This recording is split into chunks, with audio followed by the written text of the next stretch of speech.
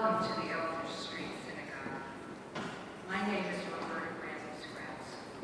I am Speak more tonight. more Into the mic. okay.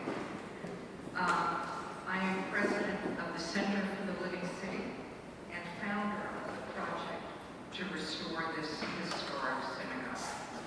Many of you have been here, but for some this may be your first visit. I hope it will be your last.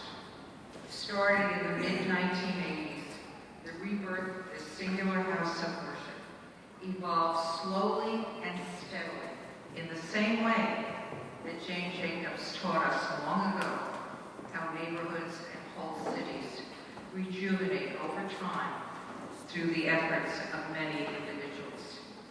20 years, 20,000 supporters, and $20 million is approximately what it took to restore this landmark that was on the verge of loss. This has been the largest independent historic restoration in this city, not connected to a larger institution or public body.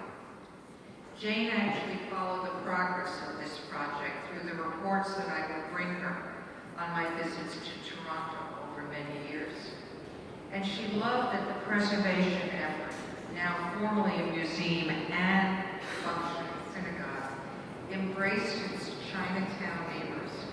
And if you have ever been to one of our egg rolls, egg cream, and empanada days, you know that it is the most original, fun, and fascinating block party. I have to say a little aside. I was thinking today, in 1991, when we were very young, there was a lot of unfortunate ugliness going on in Crown Heights. We created a forum here. We had Cornell West, Hillel Levine from Harvard, and Ruth Messenger as moderator. I was thinking back to that day and thinking that pledging going forward that the Elder Street Museum will make itself available for such healing programs in the future. We will need them.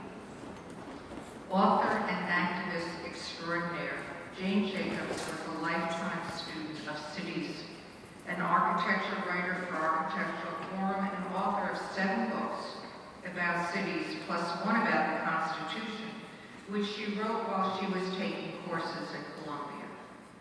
Her most famous book, Death and Life of Great American Cities, changed the way the world views cities and helped us understand how the city is a fabric with all its parts, streets, parks, sidewalks, buildings, intricately connected and interdependent.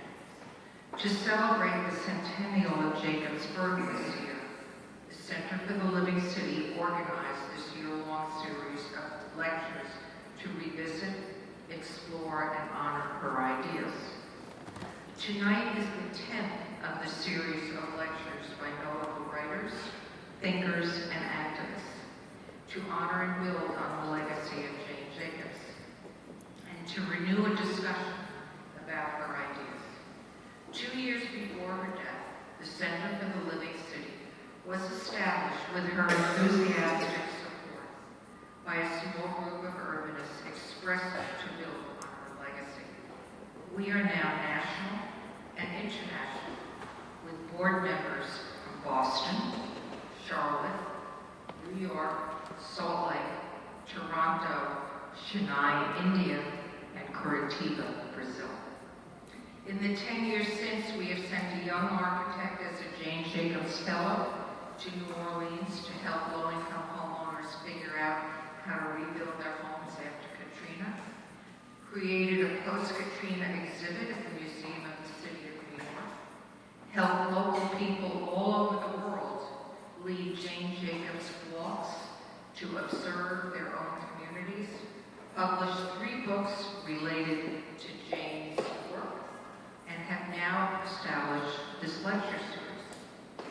But now we have just embarked on 2 new innovative programs. with great thanks to the Ford Foundation. The first is working with the Girl Scouts of America. Jane was a devoted Girl Scout.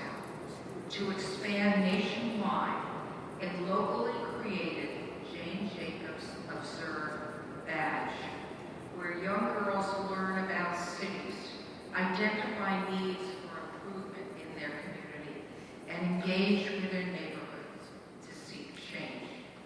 The second will be developing regional workshops for journalists, including editors, to stimulate increased local coverage of critical issues beyond the press release from City Hall, and improve coverage of essential elements of local change.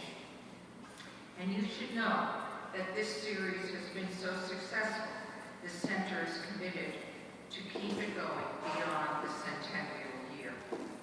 The lectures are all free, but we depend on the generosity of supporters to help us build on Jane's legacy. If you are inclined, pick up a donation envelope on your way out or leave a contribution to the center in the donation basket on the table in the rear. This series is what our executive, Stephen Goldsmith, calls a trip. This is not just a celebration of Jane's ideas. This is an invitation to all of you to use these reflections to create responses to new problems, and you certainly have. Jane taught us how to observe, understand, and value the urban life around us. Now we have a responsibility to put our own observations to fruitful use. And here we are, in this glorious 1887 landmark, talking about Jane Jacobs, who famously said, "Old ideas can sometimes use new buildings, but new ideas must use old buildings." Tonight, we are especially honored to have Darren, head of the Ford Foundation since 2013, and listed by Time magazine this year as one of the most influential people in the world. Hello, Donald. Louisiana born and raised in various southern towns, Darren overcame some of the most difficult challenges posed by poverty and racism. He excelled in public schools, graduated from University of Texas, worked in international law and finance, and broke endless barriers all along the way. Darren got involved first as a volunteer and eventually as the COO of the Abyssinian Development Corporation, the largest community-based group in Harlem, addressing all the issues confronting so many cities everywhere today. And prior to joining Ford, he was vice president of the Rockefeller Foundation, where he managed the Rebuild New Orleans initiative after Hurricane Katrina. Now at Ford, he is reshaping the foundation's programs around equity and inclusion in ways that will surely help change the world. Darren has always exceeded expectations. I'm sure he will exceed them again on this exciting mission. For all our previous Jane Jacobs Centennial evenings, our guests have given a lecture. Darren requested instead tonight that it be a conversation, which I am honored to have with him. So at this point, I'd like to invite Darren to join me on the stage. So obviously, Darren, we can't talk about anything until we get your thoughts about last night. And I gather you had a rather sobering conversation with your staff this morning, and I'd like if you would share some of those thoughts with us. Thank you very much. It's great to be here, and congratulations to you and Stephen on the work of the center. I've watched it with great admiration as it has blossomed over these years under your remarkable leadership. And congratulations on this treasure jewel, and of course, at the very beginning of the journey to transform this remarkable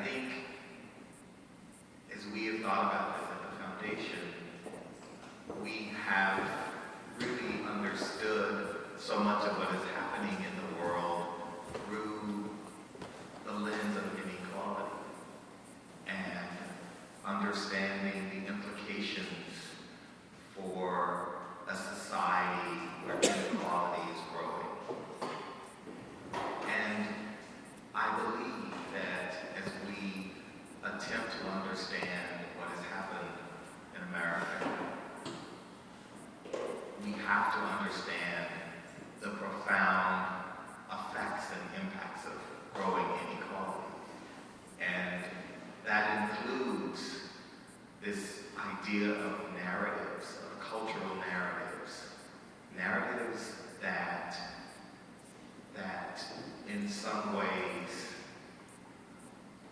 give us a sense of how we see ourselves and how we see others. And a sense of disaffection that we have seen growing because of a belief that the systems of our society and our governance, whether it's political systems or economic systems, are structured to benefit the advantage and to compound the disadvantage of the disadvantage.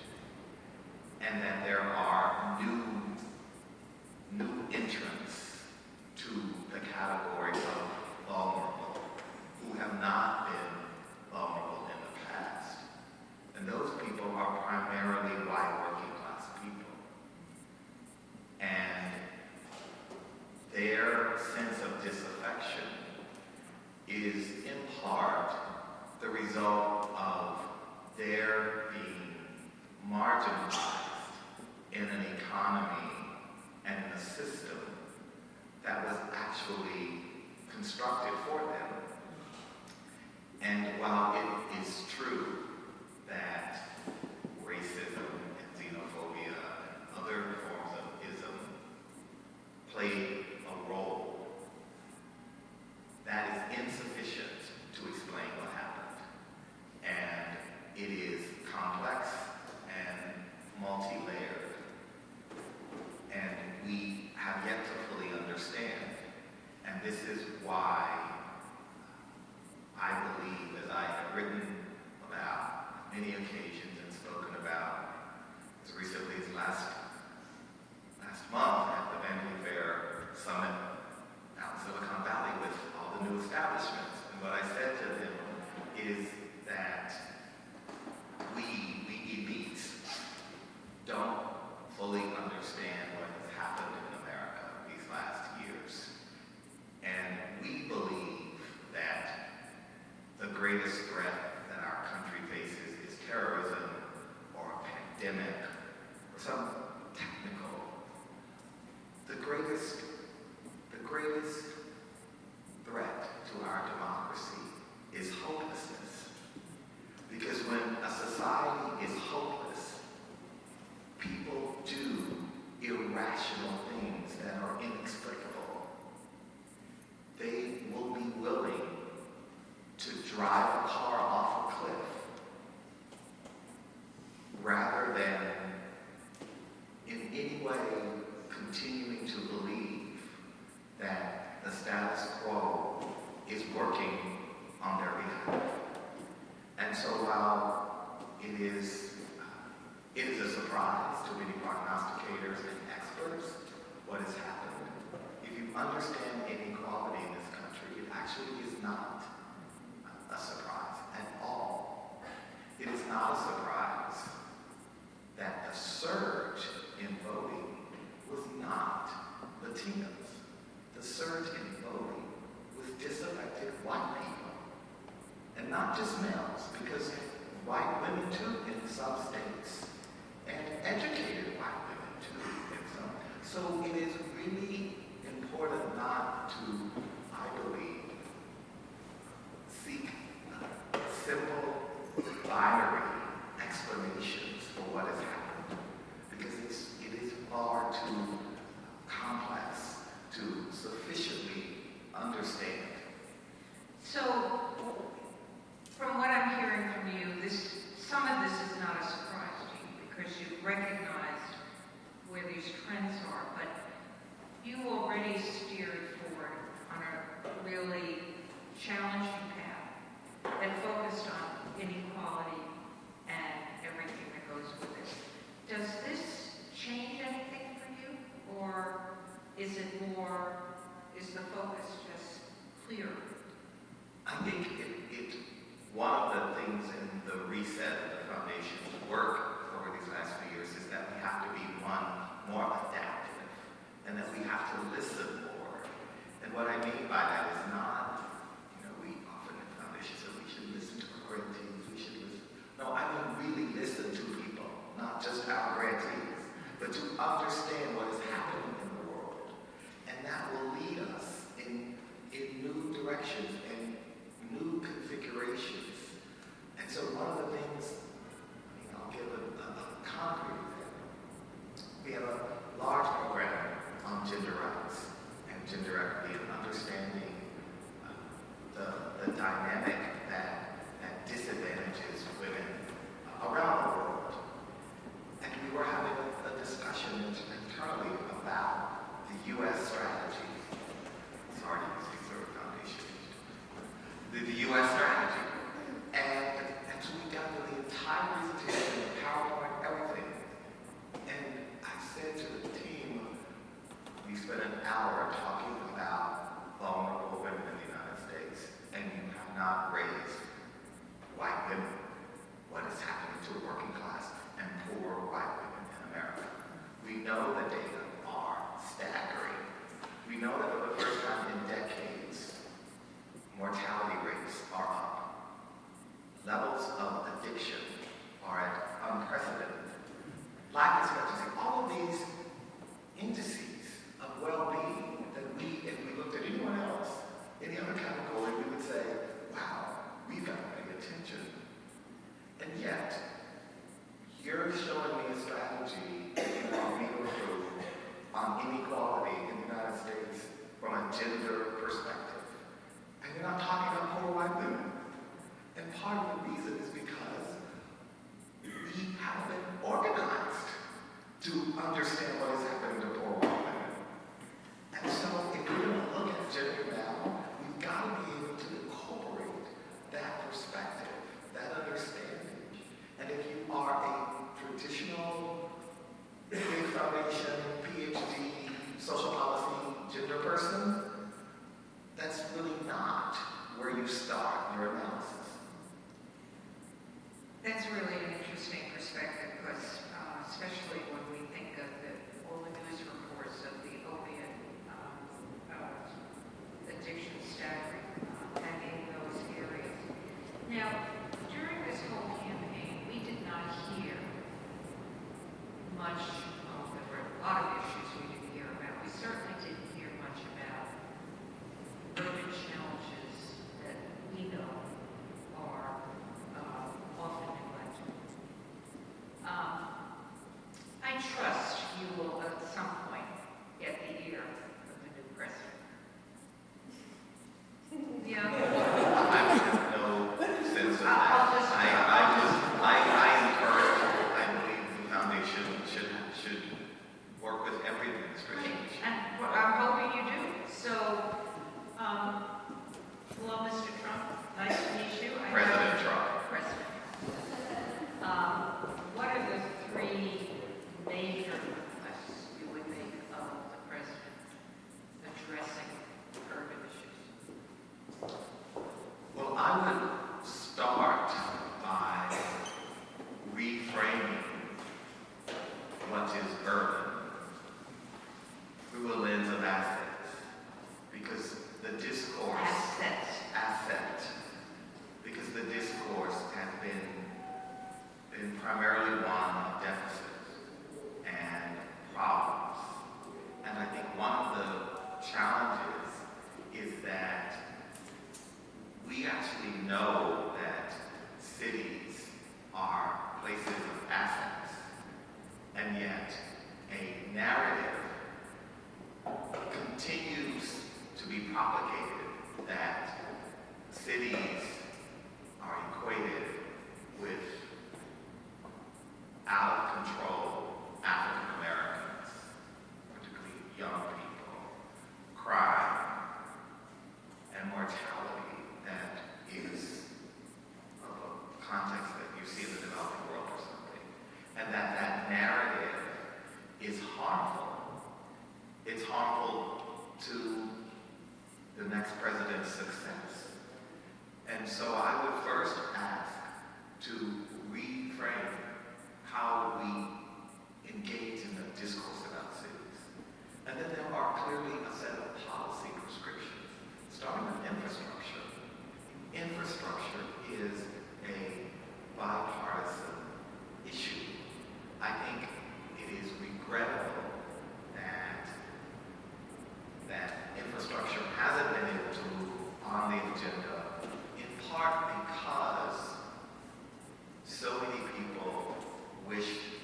not to have President Obama be successful. And so I think that it is possible that another president could have advanced an agenda around infrastructure during these last 8 years, but certainly not this president. But I do believe that when you talk to CEOs, you talk to community people, and you talk to urban experts, I mean, there is a consistent theme around invest in infrastructure. I also think that we have to make a connection between rural and urban, because in our zeal and enthusiasm for cities, we have left behind rural areas. And I think we have to be able to talk about cities in the context of regions, of states, of counties. We can't sort of fetishize our geography in a way that makes us special, because there are social and political implications for forgetting cities, forgetting rural areas, and we see from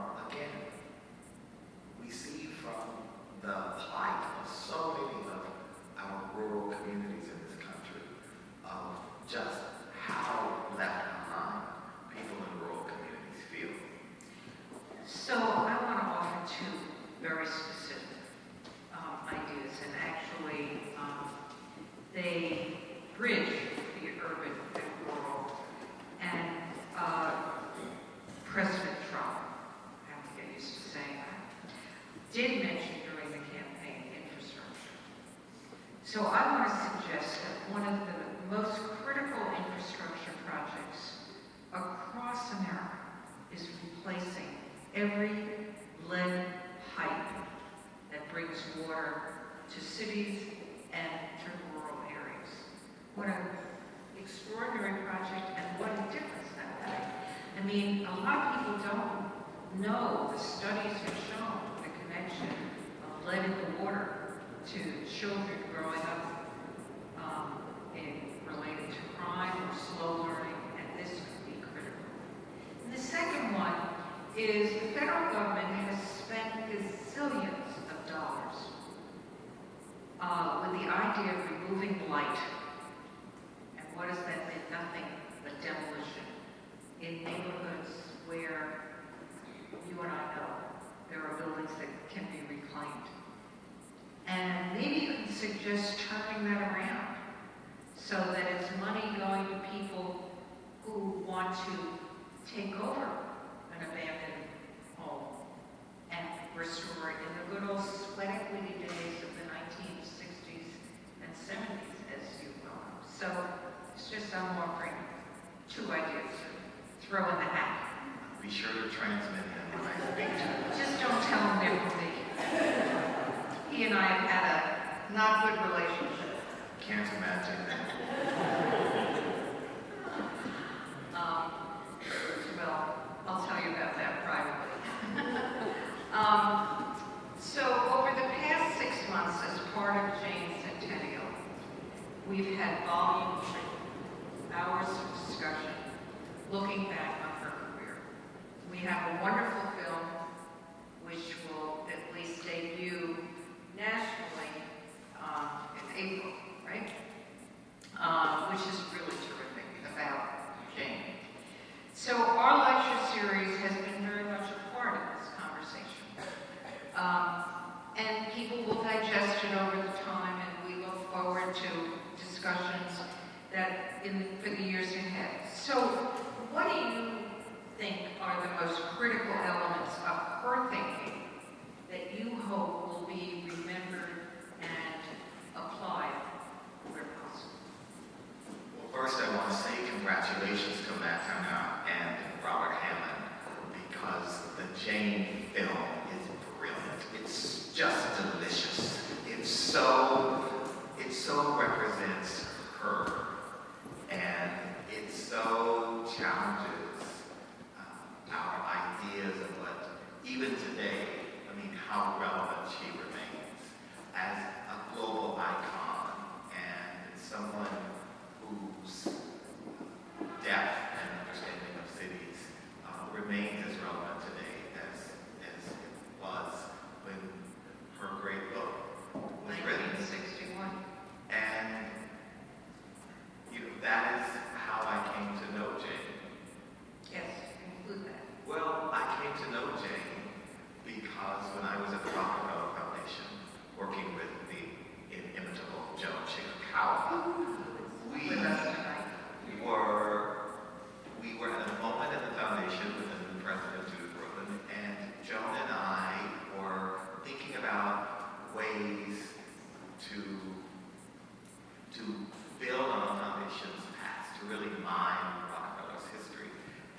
Joan took it upon herself to do this extraordinary retrospective of Rockefeller's history.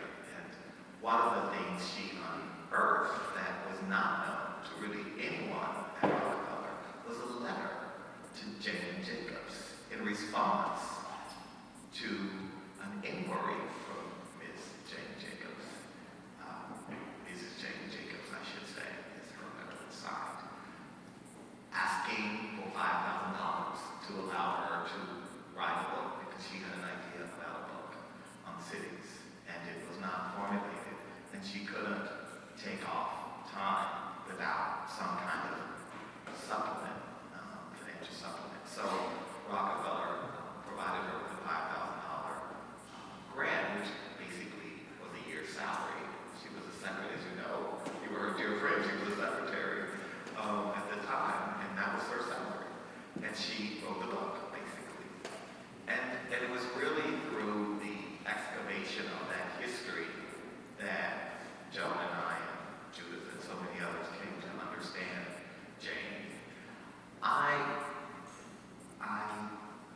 understood and came to know Jane as the iconic Jane Jacobs because in Harlem, when I was at Abyssinia, we spent a lot of time talking about how to apply Jane Jacobs' principles to a black neighborhood because Jane, the village, was not a black neighborhood. It was an ethnic enclave. There were working class people, but it was not an African American community. And I think it's one of the things, as you know, that Jane over time continued to iterate about this question of race in cities. And so at Abyssinia, we often thought about how cultural racism infected people's thinking about the possibilities of Harlem and the notions of the ballet on the sidewalk, which in the early 90s, in a black, low-income, sort of foreboding neighborhood, you didn't think about a ballet on the sidewalk in the way you did in the West Village. And yet we did think about it that way. I mean, people from downtown didn't think about it that way, but we did. And we also thought about all of these amazing historical structures that were atrophying and why there weren't more people outraged about them. The loss, as there were downtown. And so we became, I became very interested in this sort of intersection of race and Jane. And it was something that I don't think Death and Life took up in a way that Jane did later, in part because, quite frankly, black people weren't a part of the conversation at that time. And when you think about it, in the 1950s, nobody was talking about race in the way that we're holding her accountable for today. And Jane, this is the thing that's so important about context. I mean, I often say context. I think two things matter, content and context. Often experts focus on content and not context. And understanding that the context for what Jane was doing was radical. I mean, everything is the context, and that was the 1950s.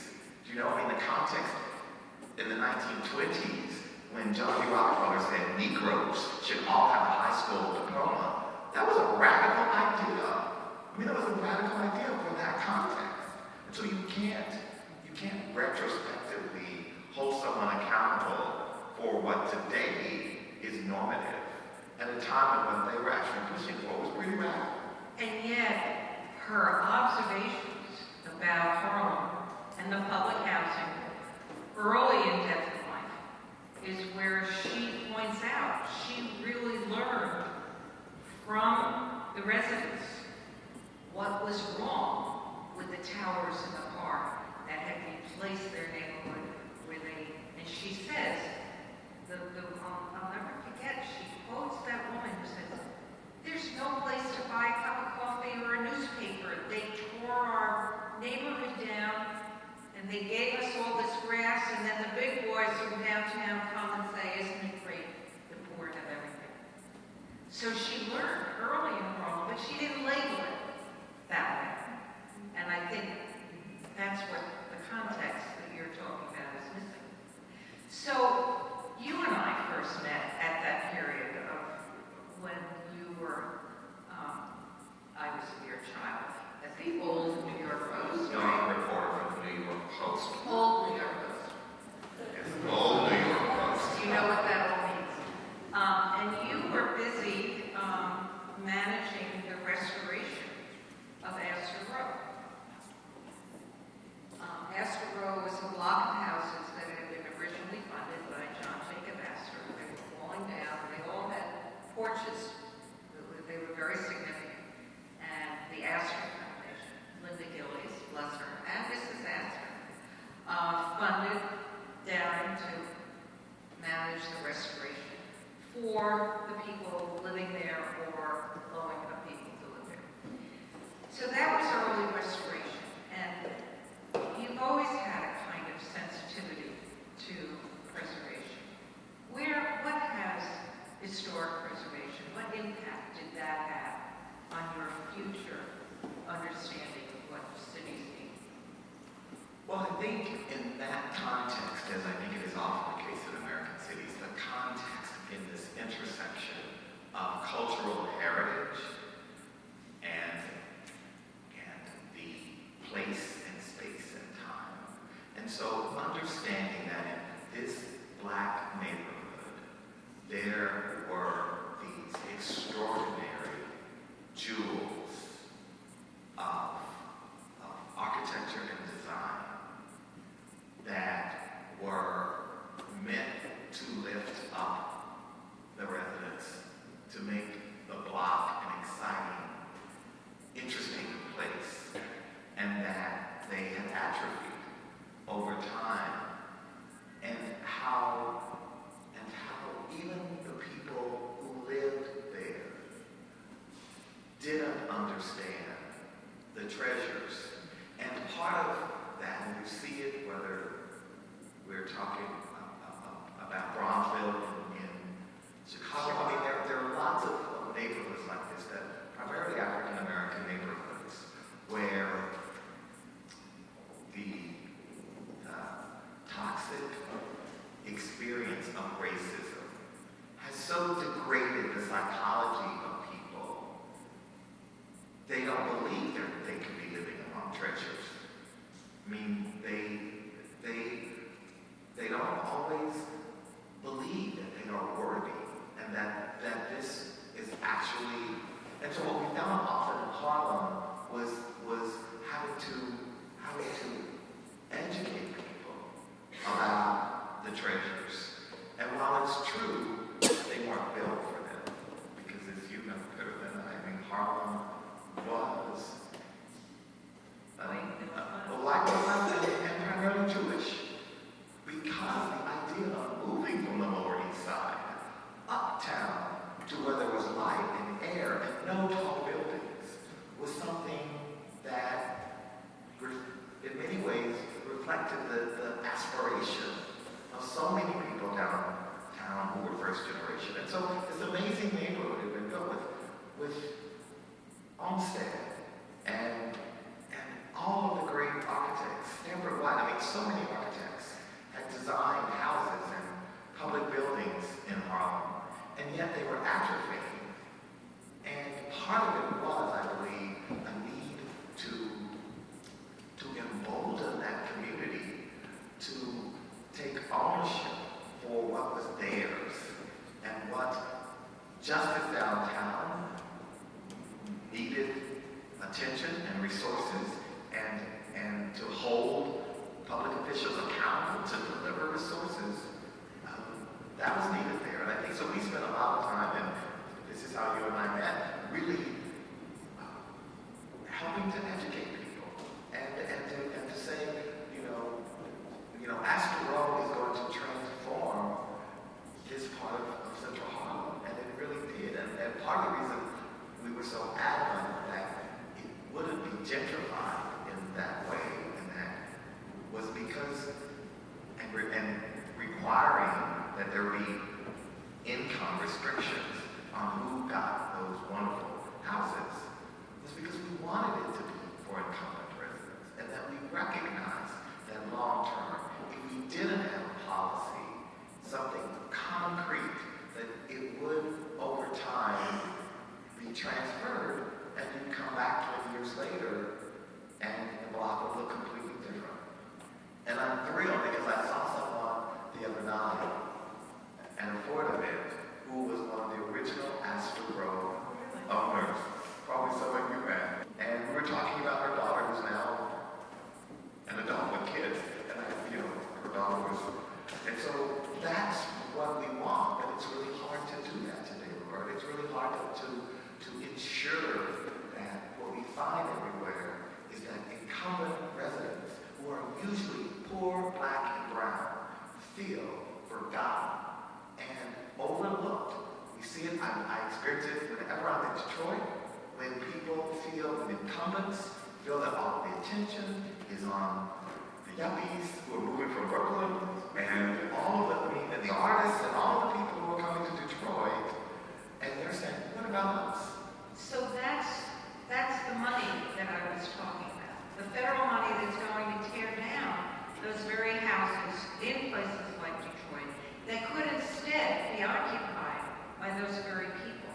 And it's interesting because I think we see all over the country in cities, it's poor, black, Latina, who live in a lot of the historic neighborhoods before they get rediscovered by the white middle class.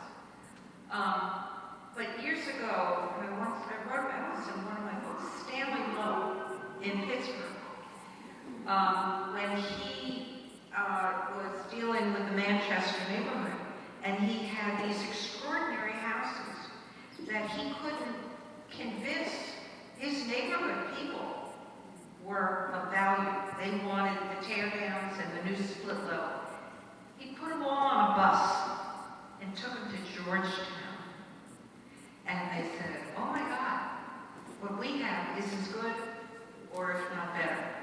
And they went back, and it is now still probably one of the largest restored low-income, primarily black neighborhoods in the country.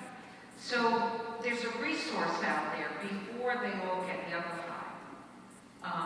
But so many of these people have lived in these neighborhoods for so long and felt abandoned that they don't know the value until they see it elsewhere. Well, and they don't have the resources Even because so often, again, the context where many people is they're living, with incredible stress, and every day to eke out a living is a challenge. And so to have some white lady from downtown come up in her pearls and talk to them about the cornices and that they need to pay attention to their cornices. I mean, really, I think part of the challenge is understanding how we have resources available for low-income communities where you're not going to have people who can start a cornice fund on their block. And when you have, as we found, a fight with the city who says, just shave all the cornices off. You'll save $50,000 per building. And there's an argument because they say, well, we can plow that $50,000 back into more units. And so there is this tension and this trade-off, but we have to be more vigilant. So, before you went to Ford and you were at Rockefeller, you managed a rather challenging initiative post-Katrina in New Orleans. We share an interest in New Orleans, of course. What are the lessons you learned from New Orleans? It's a rather complicated story. Roberta, you wrote the book on New Orleans. I wouldn't offer any lessons to you But other than read your book. But how did you figure out? Well, I didn't figure it I mean, I don't think, you know, I mean, well, we had a strategy that looked at both the human capital challenges, because I think as we scan the landscape post-Katrina and ask the question, why is there so little resilience?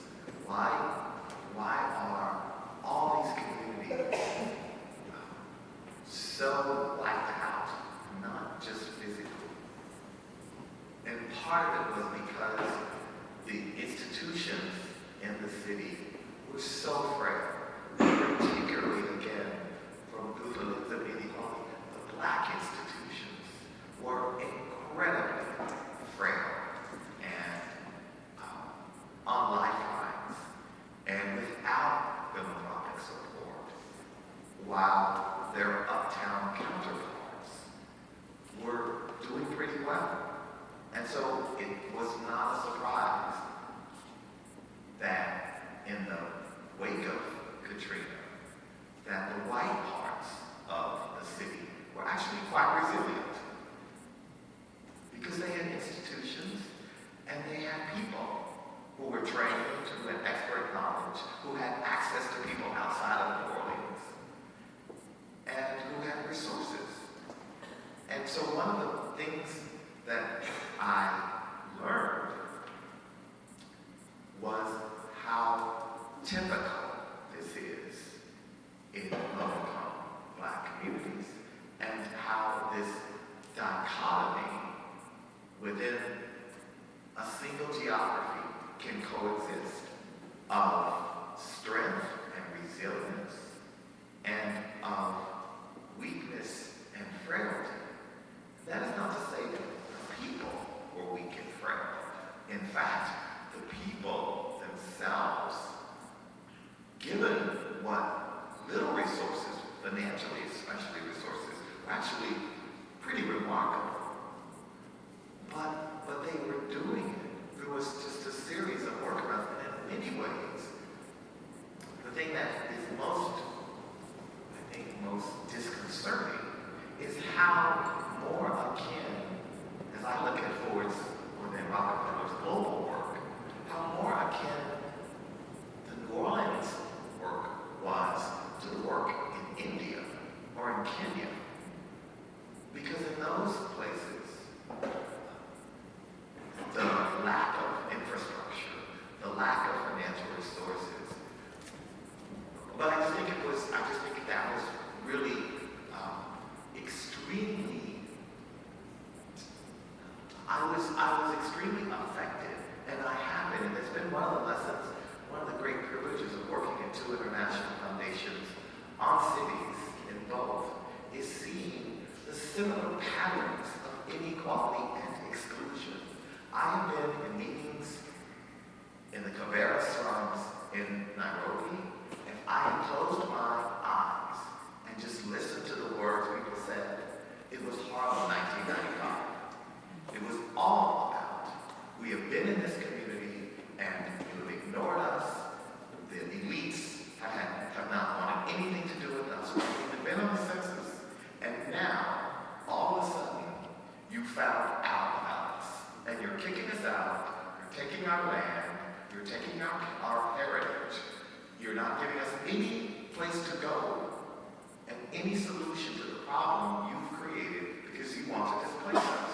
That is a story in Dharavi, in Mumbai. It's a story in Presidential, in Rio. It's a story in Grand Oak and Mount Lake. I mean, this is a global challenge, and this is why you have to see the Jane movie. But this is a global, and this is why for me, when we decided to reset the work forward, and for the first time to find a common theme that binds our work across every office, the obvious thing was inequality, because it's everywhere in the world, and it just manifests itself in different shapes and forms and colors and languages, but the patterns, the ways in which advantaged people compound their advantage, compound with disadvantaged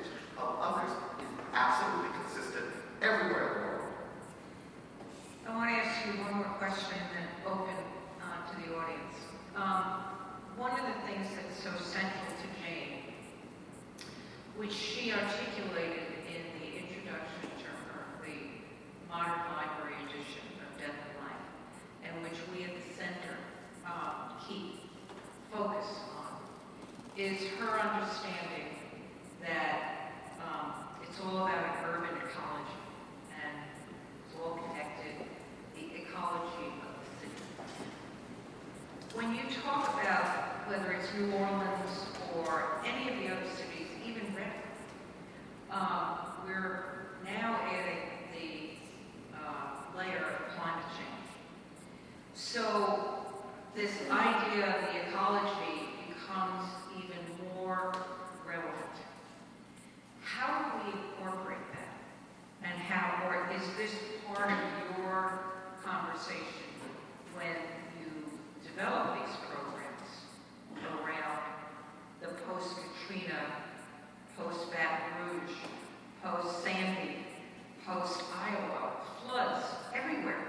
And some of those communities, when they're not in the central cities that we're talking about, are white and low income. We're not talking about race here. We're talking about climate catastrophe. And interestingly, my own thinking on this has evolved.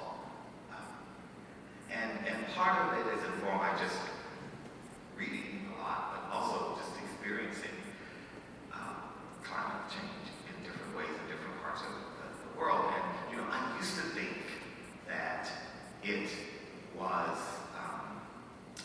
that well-resourced, wealthier communities were more resilient to climate change, and that poor communities were less resilient. I'm not so sure about that anymore, because I have experienced, and again, this is anecdotal, but there's also some interesting emerging research on this point. I was in India once, and it was monsoon season, and what was amazing to me was how poor slums were so accustomed to floods that they figured out ways to relocate, to self-organize, to do workarounds, and to figure it out because they have no other option, they have no choice. And so the resiliency that you see sometimes from poor communities who a long time ago figured out that no one is going to throw them a lifeline and that they're on their own at a crisis. People who really lack resilience in crises are privileged people. Waiting for somebody to come. I remember, there were some pretty scary things that happened during Sandy in some privileged neighborhoods, in part because people didn't know how to cope. Now, it's true, ultimately, for a lot of people with the resources, they figured, but just the notion of the capacity to take care of oneself in a crisis, for those of us who are privileged and don't have to think about that, when crises happen, the shocks can be pretty destabilizing.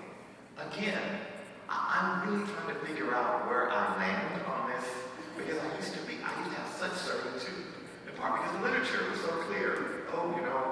Climate change is going to mean that communities that are low-lying and that are close to the rivers and ports, and that's where poor people live, especially in the Global South. That makes sense. But I just have started to really think about this more, and I'm just not so sure about that anymore.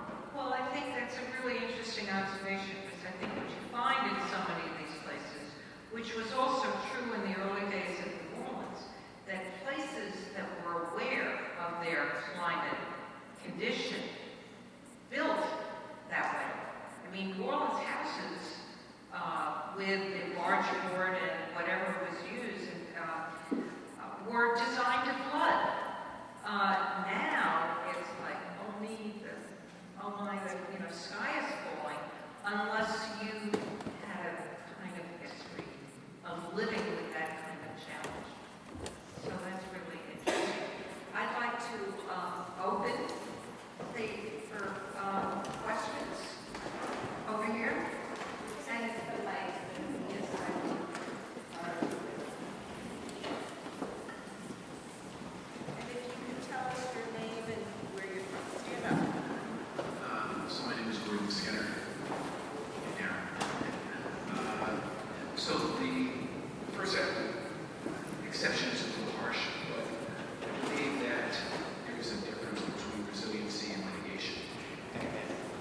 innovation, and also the way that these environments of privilege, let's say, they may have no resources, and that actually plays itself out on class lines.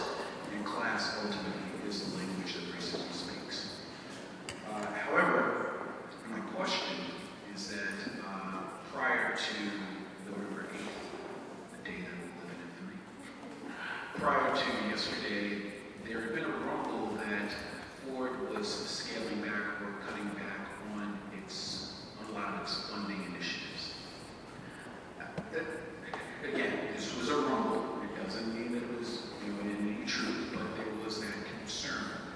And so my question is, in the wake of yesterday, while we're somehow dealing with the malaise of everything, has yesterday to any extent helped you refocus, readdress, re-examine some of those initiatives and look at how to support them, and even launch new initiatives that will help us become more proactive and take more proactive responsibility for where we are, because on various levels we are culpable. So now what do we do in the wake of, and can Ford help facilitate and sustain that dialogue?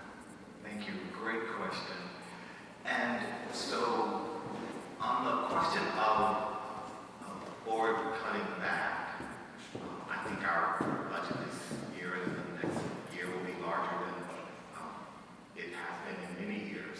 And so there is no question about the amount of grant making we're doing.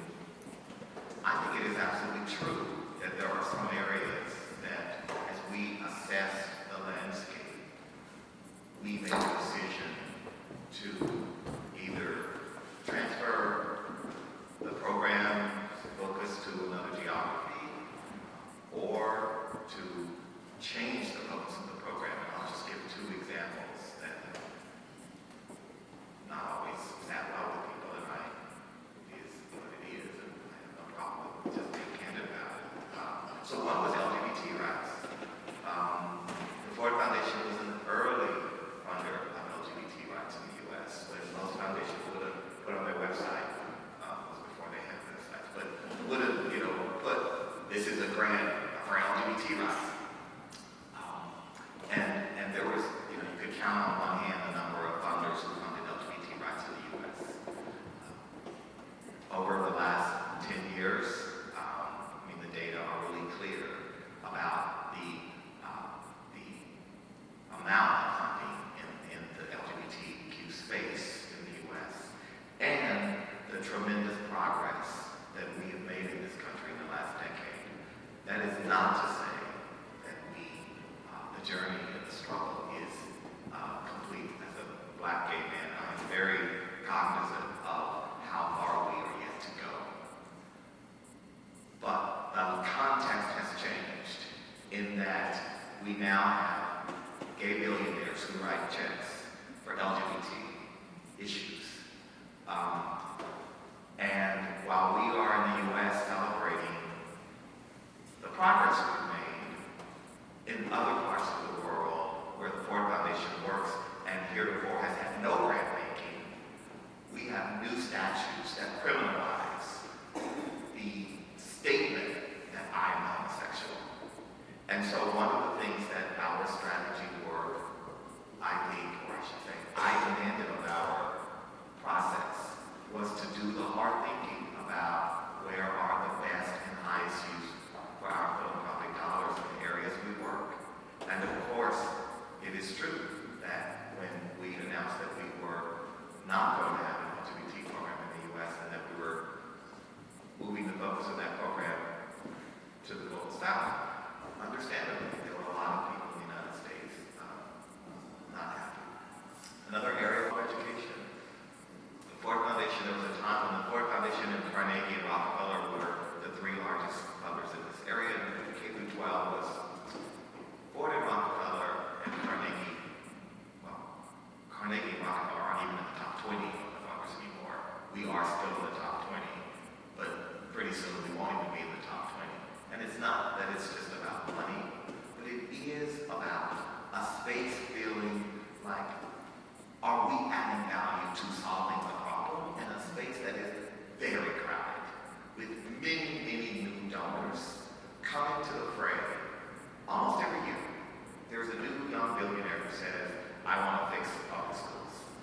And at the same time, we don't see any of them stepping up and saying, I want to deal with racial justice in America. So we have shifted some of those dollars into areas such as racial justice in the U.S., where we made an analysis and made some judgment calls that I'm completely accountable for and responsible for that have not sat well there. But it is not that we're not making grants of $500 to $600 million. It's that we are in fact focusing those grants in areas where we believe are the best and highest use of our own public dollars, including in the work of working on cities and urban in the U.S. and again outside of the U.S., which we used to not do also. And I think it's important that we work on cities in the global south. I want to. Is this working? It's not. Give it to her. I want to come back to Jane for a minute, and in fact, the film, because one of the brilliant things in the film, and I'm sorry for those of you who have to wait till April to see this, but you will get to see it, is that it opens all over the world with the kind of development that, to be crude, is a Robert Moses wet dream. And still happening. Now, you're dealing with a lot of these areas who think that's the only alternative. And you mentioned therapy and places like that, where these organic communities that really function beautifully, even without infrastructure and basic needs, are being replaced by these highways. Are any of the areas where you're trying to bring that thinking, to apply it, to kind of get them to rethink how these new neighborhoods, communities are built? I think, the lesson, again, is the lesson of Jane and the United States in many ways. It's about education and advocacy and activism. And so there has to be a strategy of giving, so just the example of Dharavi, giving the slum dwellers the power to organize and supporting them in their efforts to take control and advocate and hold government accountable. Right? So there's a whole strategy around that. And then there is the knowledge piece, which is to say to, for example, urban planning schools in India. How are you thinking about cities? What are you doing in your curriculum, in your fellowship program, in your work with urban planning at the state level and at the federal level, which, as you know, in India has a huge, huge plan for housing and redevelopment in the urban areas. So I think, again, not to simplify and say, oh, well, just read Jane's book and you'll know what to do in India. There is something about this idea of empowerment and knowledge being fomented and people in place taking control and holding powerful people and institutions accountable. Well, of course, that's the heart of what she was all about. Not specific, no prescriptions, just empowering local people who knew how to rebuild their community. I see a question over here. I'm Nancy Gallos from Museum of Chinese America. Thank you so much. This is a wonderful conversation. Darren, I ask you mentioned hopelessness. On top of hopelessness, I see other words within the communities that we serve. We see a lack of identity. We see risk averse. We see vacuousness. We see fear. And with the election, I it safe, safe harbors. How do we break? How do we even begin to think about advocacy? How do we begin to think about taking risks? The commissioner asked me, I asked him, what would be a measure of success for the museum? He said if we could get one of the MOVE students studying accounting to think about arts and culture. Less than 1% of Asian Americans go to arts and culture, let alone thinking about participating in other ways. How do we take that leap of faith? Like James in her pioneering at her age at that time, it's just so radical. So how do we do that? What would you possess people with? Surprisingly, I don't have the answer to your question. I do think there is this need in moments like this to understand the role of culture. I'm glad you're doing such a great job at the museum, because I think it's one of the reasons why I've been so adamant about, as a Justice Foundation, why we have to have an arts program. And part of the reason is because the arts foster empathy. And without empathy, there won't be justice. And so we have to think about ways that help us build communities of empathy and people who develop that over time. Because if we are able to do that, then you're not bean counting about 1% or 2% of these kinds of demoralizing data points that, the bean counters at City Hall or NEA or wherever have to prove their worthiness to lawmakers. And so I really do think about that and think about how do we use the arts and cultural institutions and how do we lift up in a society that is increasingly focused on technological solutions, that we have to have more empathy. And I don't, it's not that there is not a perfect, but I think that is part of the way forward. And it's interesting because the Chinatown Museum and Eldridge, we sort of grew up together. And I have to say, the event, I'm serious. Any of you who've not been to Acream and Empanada, you've got to come to see the mahjong players, the little old Jewish ladies playing with the little old Chinese ladies, and some of them learning how to make rugula or learning Chinese. It's extraordinary. And in this community, we wove into that from day one. And then, of course, we've added Empanada as the community became changed. And it's what you're talking about is so visible in that day. And I almost don't want to encourage more people to come because we get something like 9,000 or 10,000 people in one day on this block and through this building. And it's extraordinary, but I worry how much this building can handle. Another question.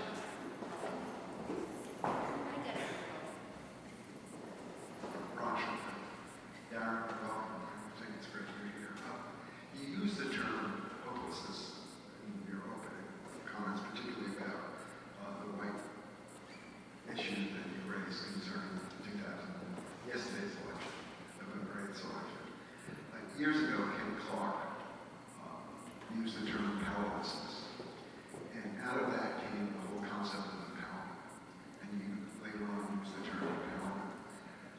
To what degree are we looking back in order to be able to go forward, to begin to look at how we truly create some programs for empowerment, for enabling people to begin to confront the government, to begin to confront the institutions that ignore them, whether it's in Durham or whether it's in the rural areas of the United States. It's that sort of hopelessness, which I would almost equate with powerlessness, that really requires a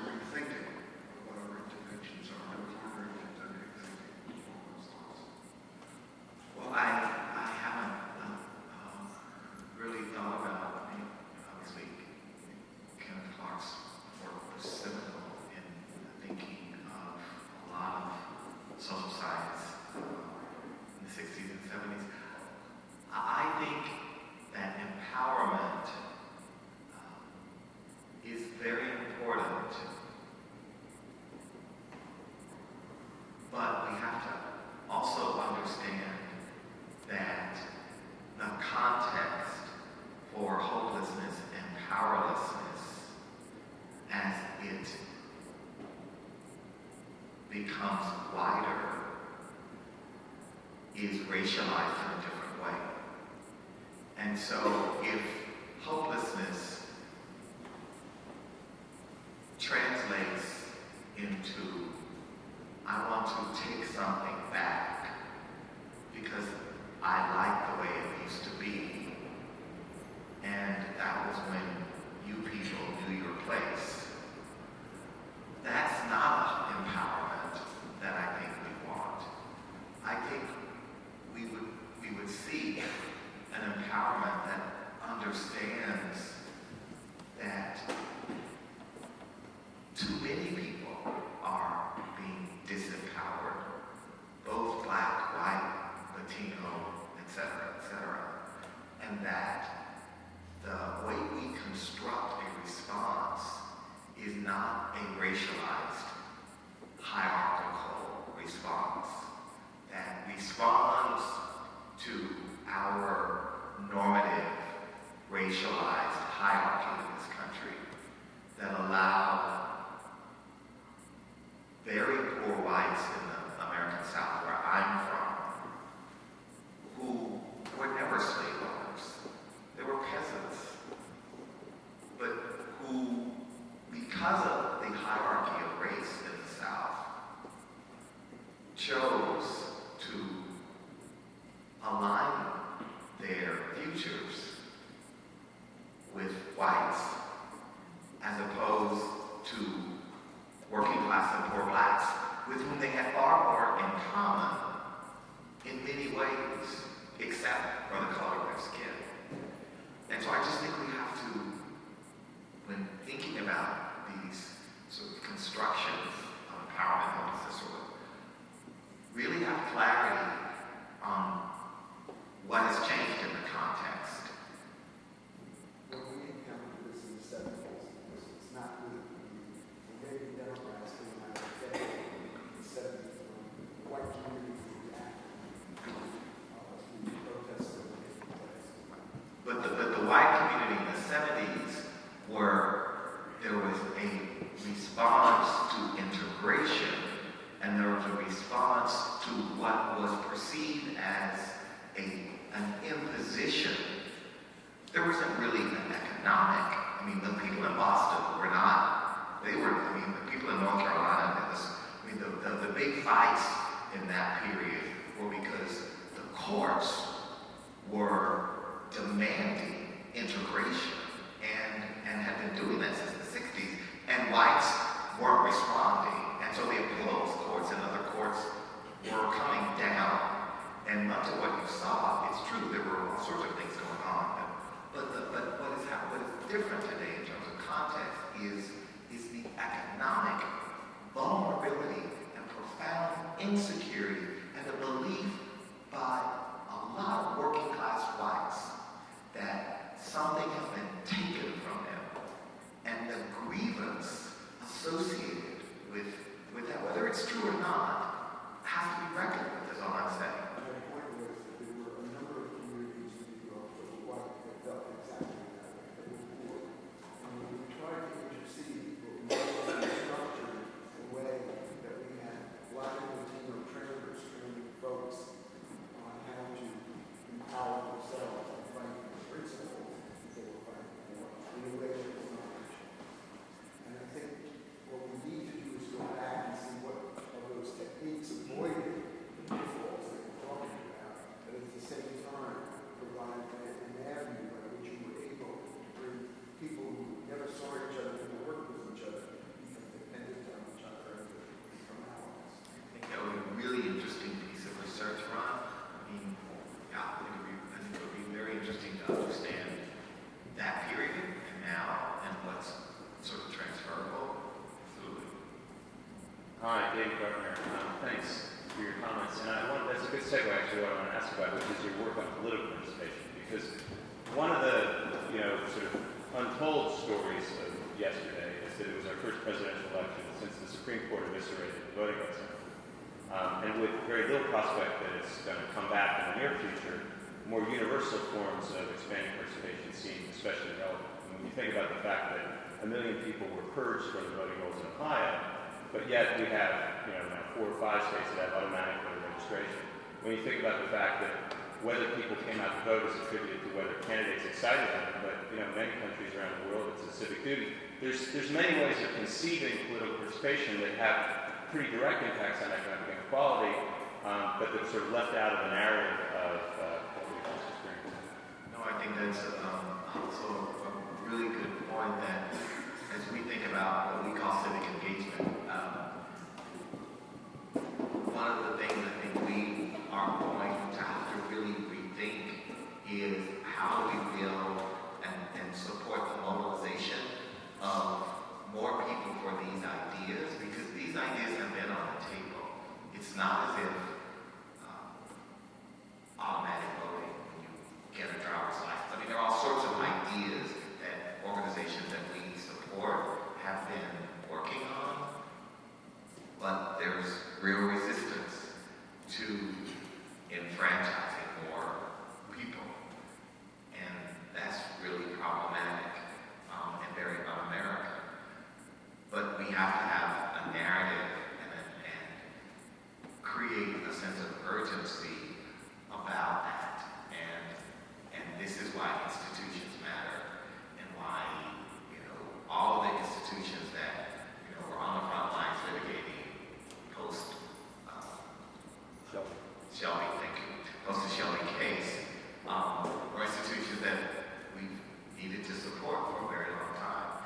But there probably are some new institutions and new configurations that we really do need to look at. I think we have time for one more question.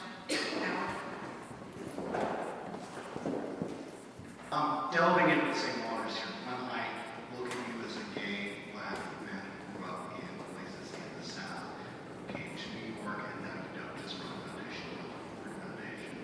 You are establishment with a capital E, to say the least.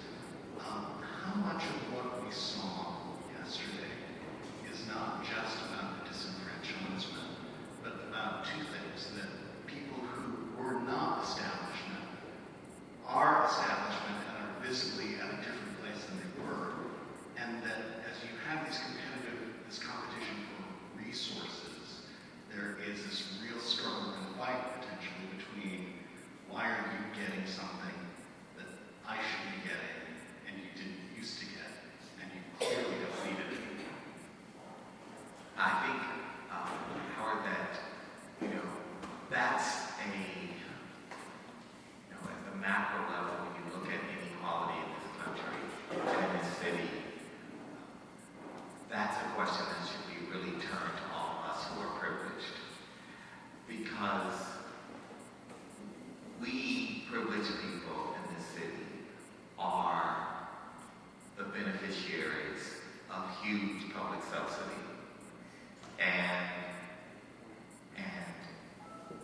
the reason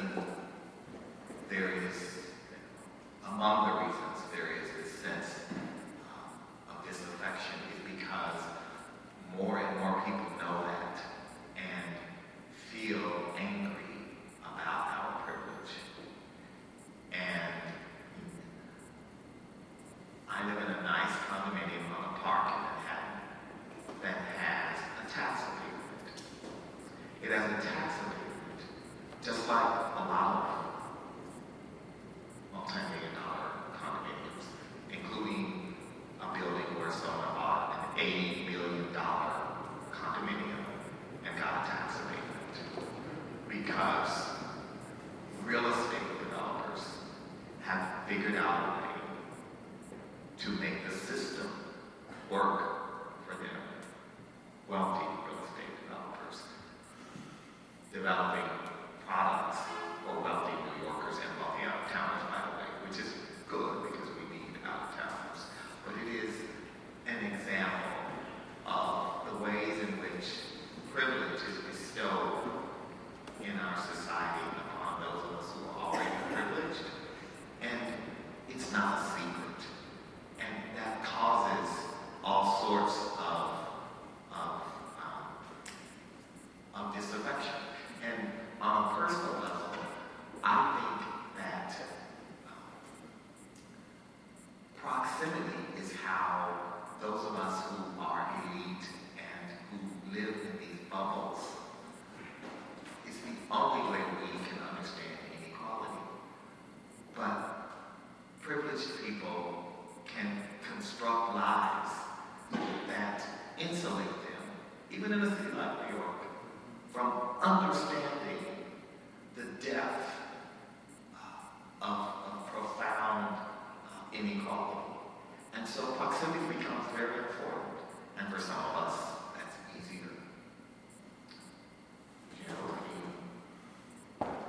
sometimes going to a gala with, all sorts of New York people and sitting at the table of a billionaire. And on the way to Lincoln Center, my sister texted me and said, you need to wire this money because our cousin is in jail. And he's in jail because he robbed us 7-Eleven. And there's a whole series of backstories about how this all happened. But my proximity to that, helps me understand how we have a mass incarceration system that, yes, he robbed the 7-Eleven, but we have a bail system that unless you actually have a lot of money, and you will sit in a jail for potentially years, as we have seen in New York City, just because you're poor. And so that proximity is certainly, I'm in no way professing that I'm special or that I am, as I am no better or no worse than anybody in this city who makes a lot of money and lives a life that allows me to not worry about the things that my mother used to worry about, which was, are the lights going to be on if I don't cash my check and get to the power company and pay our light bill this week. And so that's actually the way most Americans live. Is the way my mother lived with us. And so I don't live that way anymore. But I know that I'm really privileged, but I know that there's something really wrong with our system. And so my proximity and my sense of justice keeps me really uncomfortable. It doesn't mean that doesn't mean that I don't enjoy things, because I really do. I absolutely do. I remember the first time my grandmother, who was a maid for a family, gave me the sweater of the little boy she took care of, and it was a real wool sweater. I remember the difference in my acrylic, a polyester sweater, and that wool sweater, how it felt to this day. And I want nice sweaters. And I've got a closet full of cashmere sweaters, in part because of that. Because of my own psychology of growing up poor and not having. But it still keeps me uncomfortable and on edge when I see what's happening.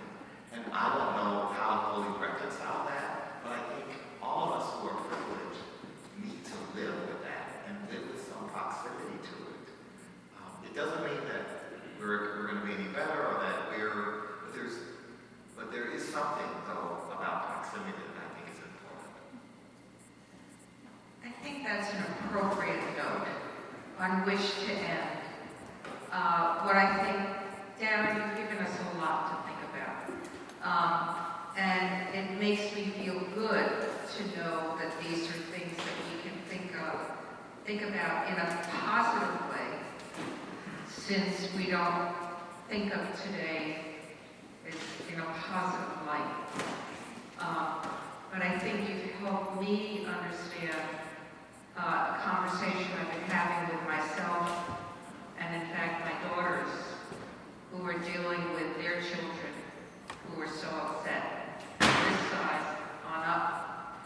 And I've been saying to them that we have to think positive. We have to figure out how to put one step in front of the other and do what we can to bring change in a positive way, and never forget that connection with the people who won this election. And I think your wisdom about those people is very important, because we all have to really rethink about this. I think it's kind of ironic. Hillary apparently has won the popular vote. Where have we seen that happen before? But nevertheless, it's a clear division. And some of the things